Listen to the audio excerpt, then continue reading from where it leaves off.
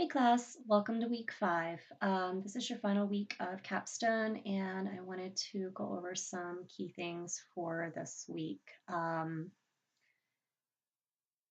You will be submitting your final capstone paper. You'll be writing your introduction this week. You'll be writing your conclusion this week. I also want to highlight abstract, which is part of the body of which you'll be submitting in your final submission.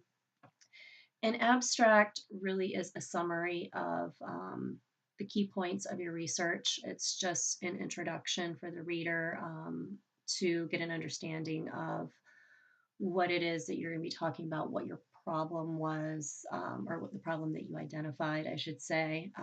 So that is a key part of any formal paper that is submitted. So go to your assignment, go to your final submission, make sure that you have each of those points that are outlined in your final paper submission. If you have any questions about anything, let me know. So, as I said, you're going to be writing your introduction, your conclusion, you'll be doing final edits. Let's talk about the introduction. Spend time on this. It's important. It's one of the first things that the reader is going to look at.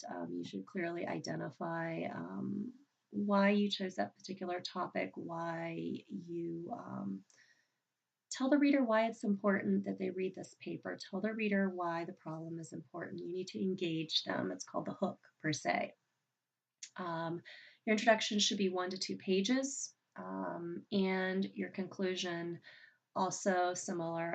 In the conclusion, you're writing your recommendations, you're providing solutions to the problem, and you're summarizing what you've discussed with the reader. Again, spend time on this. Should be 1 to 2 pages. And you should have clear content. It should align with everything else that you've been writing and that you've been talking about. Do go through editing. Don't just rely on Microsoft Word and blindly read it. Read it, maybe have somebody else read your final draft before you hit submit. Give yourself enough time to go through the editing process. And Grammarly is a good tool that you can also use. They might catch a little bit more of some errors that maybe are missed through just a Microsoft Word review. If you have any questions throughout the week, please do reach out to me. Again, you should have a 12 to 15 page paper of content as your final submission. And thanks, class. It's been a great 5 weeks. I look forward to reading your final submissions.